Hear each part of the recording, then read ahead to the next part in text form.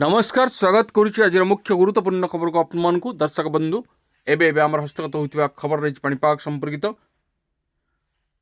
राज्य में वर्तमान जारी रही भीषण शीतलहरी ता सहित विभिन्न स्थान में अत्यंत घन कुहुड़ी जारी रही तेज यही भाव में पाग आहरी केते दिन पर्यंत जारी रंडार प्रकोप किभली भाव में पाणीपाग विज्ञानी मैंने कौन मतामत देते जाना से संपर्क में संपूर्ण बरणी मुझे आपको प्रदान करी आप निश्चित भिडियो को प्रथम शेष पर्यंत देखिए जब भिडियो भल लगे पाखे लाल बटन निश्चित सब्सक्राइब करेंगे पाखे बेल आइकन बजाइदेवे और ऊपर ऑल नोटिफिकेशन क्लिक करें भूल जहाँफल एभली भिडियो सर्वप्रथम आप निकट में पहुँच पार। तेज आसतु जाना आज पाणीपाग संपर्कित विशेष गुरुत्वपूर्ण सूचना। जाड़े थरुची सारा ओडिशा उपांतर उपकूल सबुठी शीतर प्रकोप अस्तव्यस्त हो जनजीवन घन कुहुड़ी जो दृश्यमान दूरता 50 मीटर भी कम रही फल रास्तार यातायात कष्टकर हो पड़ी। आसंता 5 दिन जाए घन कुहुड़ी होबार संभावना रही घन कुहुड़ी नहीं पाणीपाग विभाग पक्षर ऑरेंज और येलो अलर्ट जारी कर अन्यपटे आसंता 3 दिन मध्य 2 ରୁ 3 डिग्री तापमात्रा बढ़िबार संभावना रही पर पुणी पारद 2 ରୁ 4 डिग्री कमिबो बोली आंचलिक पाणीपाग विज्ञान निर्देशिका डॉक्टर मनोरमा महांती सूचना देते।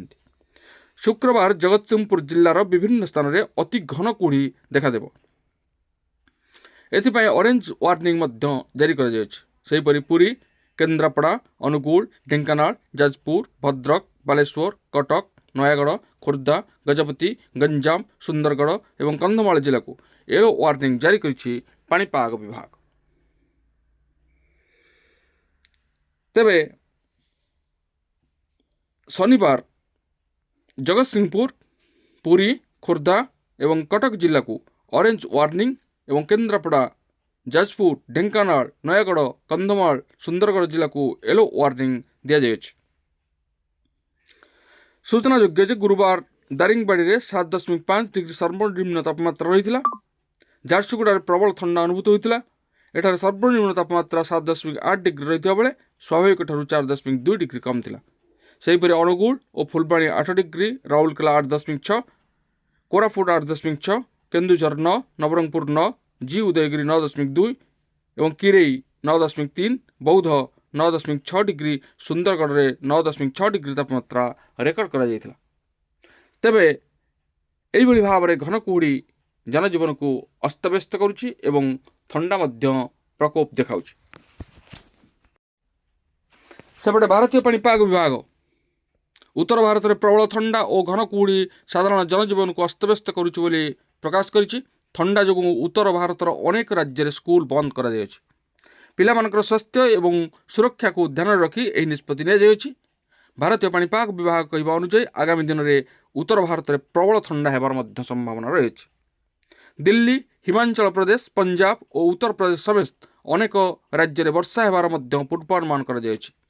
भारतीय पाणीपाग विभाग दिल्ली में सप्ताहव्यापी शीतकालीन छुट्टी आरंभ होगा सहित जनवरी 1 तारिख स्कूल गुड़ी को बंद कर गौतम बुद्ध नगर में बढ़ुवा प्रदूषण घन कुहुड़ी एवं प्रबल ठंडा जो जिलार समस्त स्कूल 4 दिन बंद रखा निर्देश दी जाए। नर्सरी द्वादश श्रेणी पर्यंत 2026 जनवरी 1 तारिख पर्यंत ठारू बंद रहा उत्तर प्रदेश में प्रबल ठंडा जो मुख्यमंत्री योगी आदित्यनाथ जनवरी 1 पर्यंत छुट्टी घोषणा करथिले बढ़ाइबार संभावना रही। तेबे दिल्लीर अवस्था अत्यंत असंभाल कहले चले जोंटारे वायु प्रदूषण मात्रा खूब जोर रे वृद्धि पाई सांकु घन कुहुड़ी जनजीवन को अस्तव्यस्त कर भितर छोट छोट छुआ मानकर शिक्षा उपरे सरकार अधिक गुरुत्व आरोप कर स्कूल को छुट्टी करा जायछि। तेबे राज्य रे एवं देश रे एइभली भाव में पाणीपागर स्थिति वर्तमान जारी रही। तेबे आग को पाणीपागर स्थिति कौन रहिबो एवं पाणीपाग विज्ञानी मानकर से संबंध में मतामत कौन रहिबो तेबे जहाँ आमर सद्यतम सूचना हस्तगत हेबो ताहा आमे आपण मानकर अवगत निमंते निश्चित सर्वप्रथम जणाइबु। तेबे ए थिला आजिर पाणीपाग संपर्कित एक विशेष गुरुत्वपूर्ण सूचना। आज पुणी देखा आगामी भिडियो रे। धन्यवाद, नमस्कार।